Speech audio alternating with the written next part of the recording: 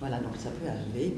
Et par exemple, si l'artiste souhaite utiliser ce travail, par exemple, dans le cas d'une exposition, d'une manifestation, elle a le droit d'utiliser le film librement. En tout cas, moi, j'agence les conventions dans cette direction-là, bien sûr. Ça me semble vraiment être la condition sine qua non que l'artiste puisse s'en servir. Oui. Mais peut-être qu'un tribunal en déciderait autrement, étant donné la décision qui a été prise par rapport justement. Oui, mais là, il y avait pas. Voilà, là, je pense que la mésentente s'est profilée peut-être déjà avant aussi. C'est clair que, en plus, j'adore ce film, il est absolument magnifique. Donc, il n'est pas préjudiciable du tout. Je pense qu'il a beaucoup servi. Ce qui est drôle avec Abramovic, c'est que par la suite, elle est quand même la personne qui fait du reenactment de performances d'autres personnes. Mais elle ne le fait pas en tant que performeur, mais en tant que curator. Donc, elle déplace peut-être la problématique, mais on n'a pas le droit de le faire avec son œuvre à elle, mais elle peut le faire avec les autres. Je ne sais pas. Il y a des personnes comme Alexandra qui se sont aussi beaucoup penchées sur cela. Je pense que Senso, vous avez fait un travail aussi là-dessus. En fait, justement, c'est l'avocat Emmanuel Cléra, c'est un avocat qui est spécialisé en droit d'auteur, qui a défendu notamment l'affaire Kouliboeuf-Abramovic. Et ce qui était intéressant aussi, c'est qu'en fait, le film aujourd'hui s'appelle The Star. Enfin, il y a une version qui s'appelle The Star. Et en fait, parce que Balkan Baroque, c'est le nom d'une œuvre de Marina Abramovic. Donc il y avait déjà aussi ce problème-là. Et il y a eu beaucoup de problèmes, et effectivement, c'est ce que tu disais, Anthony. Les problèmes sont vraiment en amont, où en fait, il n'y a pas eu de dispositif juridique préalable qui a été vraiment mis en place. C'est-à-dire à savoir la définition des auteurs sur le film. Et la problématique des co-auteurs sur le film sur l'art, déjà sur un film en général, c'est un problème, alors sur un film sur l'art, c'est vraiment démultiplié. Voilà. Bon, il n'est pas un performeur dans le sens où on entend à partir des années 60 oui. Donc il n'a pas l'impression que lui, en tant que personne, fait œuvre d'art. Son œuvre est bien en face. Et il y avait un consensus quand même que cette œuvre allait être filmée, ce processus-là. Bien sûr, un problème peut toujours jaillir, on ne peut pas jamais couvrir tout, c'est clair, tu as raison Pascal, on ne sait jamais, mais il vaut mieux s'assurer un maximum de paramètres quand on fait le contrat. Ouais. En effet. Et puis les problèmes peuvent aussi se poser au niveau de la commande. On l'a vu dans le cas de Straub, justement, d'un malentendu entre les conditions de commande, des commanditaires et une œuvre. Est-ce qu'on peut dans le fond développer cet aspect-là, cette histoire-là? Est-ce que c'est très fréquent, dans le fond, de se trouver dans cette situation paradoxale? Je pense pas, parce que les gens qui prennent des risques, c'est pas fréquent. Et je crois que c'est surtout dans des institutions, c'est plutôt des consensus. En fait, je veux dire, on est très, on y va mollo et on balise les choses. Hein. Là, ce qui s'est passé, c'est que Virginie, elle a vraiment lancé. C'est Virginie Herbin qui était donc responsable des productions à Orsay. Et c'est elle qui a initié, avec Paigny au Louvre, après aussi, Paigny a beaucoup initié de choses, mais Virginie, c'est elle qui a fait cette espèce de choses extrêmement risquées pour, quand même, il faut le dire, de faire des tableaux vivants avec des tableaux, par exemple, les raboteurs de qui déjà de Caillebotte, bravo. Elle a commandé à un réalisateur dont j'ai oublié le nom, un film sur ce tableau. Et elle a fait, en fait, le réalisateur a transformé le tableau en tableau vivant. Donc ça, c'était une audace incroyable à l'époque où elle l'a fait. Et le Straub, c'est pareil. C'est Straub qui a... Mais Freddy, certainement, connaît beaucoup mieux l'histoire, non, du Straub, du Cézanne. Le film de Cézanne, oui. Sur Cézanne. Et donc, Straub a apporté le scénario à la direction d'Orsay. Ils étaient apparemment d'accord. Et surtout, toute l'histoire du film. Sauf que, en fait, ces gens-là, le problème, c'est qu'ils sont d'accord sur l'écrit, mais comme ils n'ont pas aucune idée de ce que c'est que le cinéma, au fond, ils n'ont pas pu saisir exactement ce qui allait se passer. Mais le film a été fait comme il devait être fait par Straub, et ce qui s'est produit, c'est qu'au moment de la livraison du film à la direction a dit c'est pas possible, on peut pas utiliser ce film, et ça ne répond pas du tout à ce qu'on voulait, et on ne peut pas le projeter, c'est pas grand public, ça peut pas, enfin, toutes les... Et donc, le film a été desservie, et surtout Virginie Herbain a perdu sa place, c'est-à-dire qu'elle a été licenciée.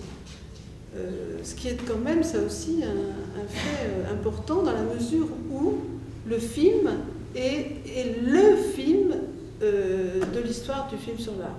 C'est le film incontournable. On est obligé, lorsqu'on fait un festival de films sur l'art ou lorsqu'on réfléchit à cette question, de passer par Straub. C'est obligé. Enfin, c'est un film qui pose énormément de questions, justement, peinture, cinéma, et jusqu'où on peut aller. Ce qui pose en effet la question des publics et des horizons d'attente et des commoditaires, en quelque sorte. Peut-être que dans la production du film d'art, ce qui est déterminant, c'est probablement les usages qui sont faits de ces films. Et là, c'est une question que j'aimerais poser à Judith Wexler. Dans le fond, est-ce que tu es sensible à la manière dont tes films sont utilisés après qu'ils ont été réalisés? C'est-à-dire, est-ce que tu as des exigences spécifiques relatives aux conditions de projection, aux espaces de projection, aux institutions qui seraient susceptibles de montrer ces films? Est-ce que tu tolères que ton film soit montré sur des bornes télévisuelles, ou bien est-ce qu'il doit faire vraiment l'objet d'une présentation cinématographique dans une salle spécifique? Est-ce que, dans le fond, les réalisateurs ont la capacité ou le pouvoir de contrôler la diffusion? Je peux simplement suggérer ça que je pense est préférable, mais finalement c'est la décision de l'institution qui commande le film. Et par exemple, avec le dernier film que j'ai fait, c'était pour le Schirmkunsthalle en Francfort, à Main, en Allemagne. Et j'étais là pour le vernissage, et il a construit une très bonne salle au milieu de l'exposition même. C'était excellent.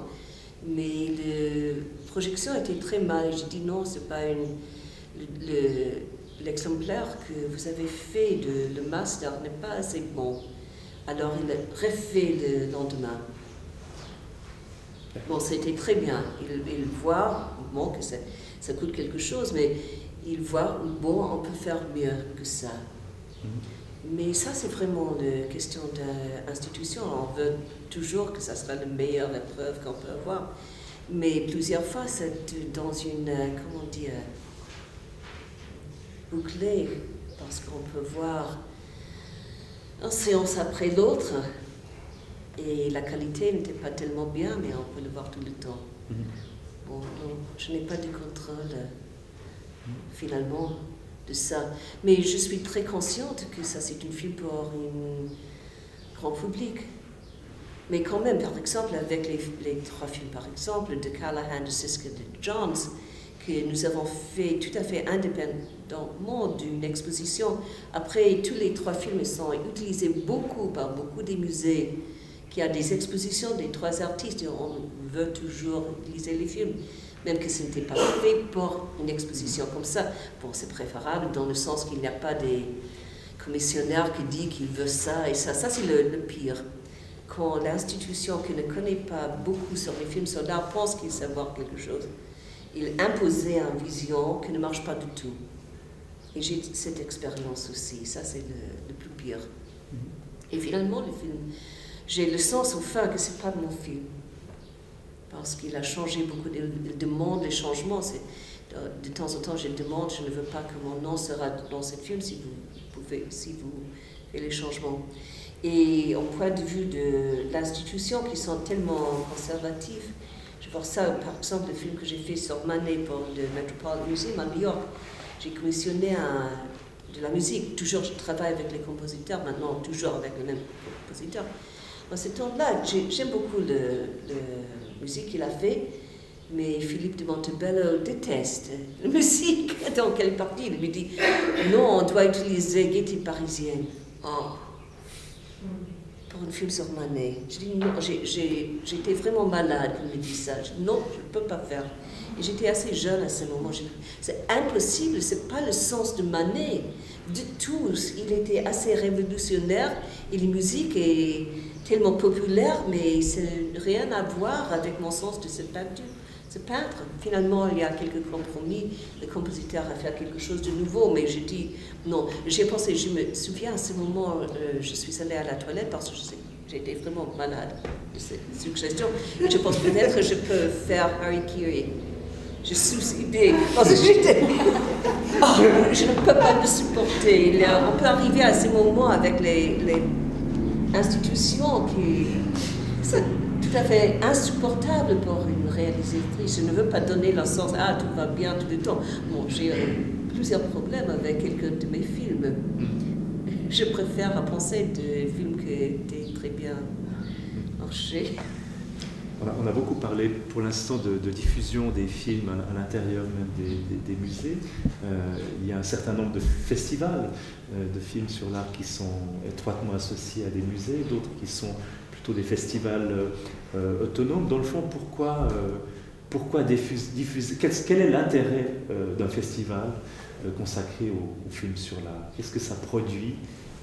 Quels sont les bénéfices? Pourquoi créer des festivals?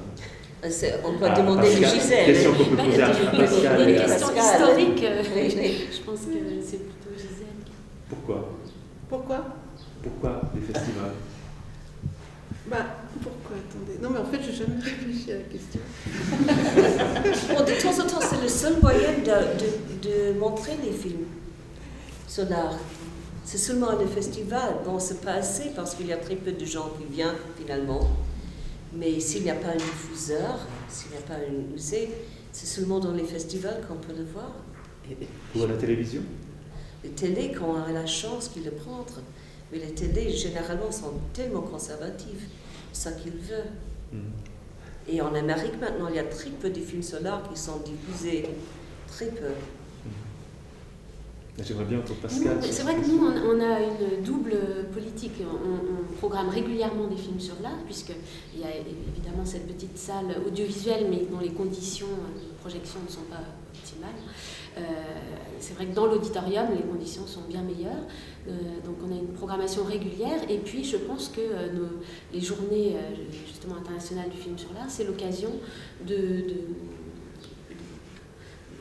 mettre plein feu sur le film sur l'art, puisque c'est vrai que la programmation régulière attire un public, vraiment notre public habituel, les visiteurs du Louvre, les amis du Louvre, enfin c'est vraiment un public qui prête attention à ce qu'on lui propose régulièrement, et les journées internationales sont vraiment destinées à un public beaucoup plus large, et c'est vrai que la médiatisation qui se fait au moment de cet événement permet à un public effectivement non habitué de venir. Alors je pense que ce qui l'attire d'abord, c'est plutôt les artistes, la personnalité des artistes. C'est vrai que au cours de ces journées, on montre beaucoup les artistes qui font l'objet des films.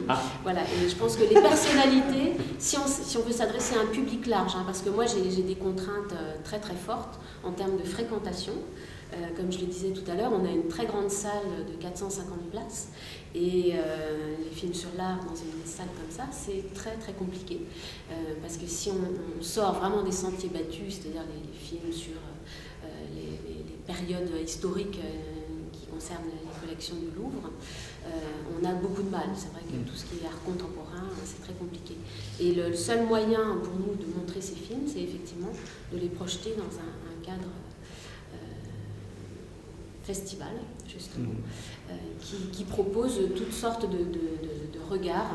Alors il y a une partie historique, il y a aussi des tables rondes, des rencontres autour de thématiques ou d'artistes, et puis des portraits, effectivement, d'artistes qui attirent vraiment. Les films sur l'art, sur les arts, rencontrent apparemment des problèmes de diffusion, et on peine en quelque sorte à obtenir une reconnaissance publique large.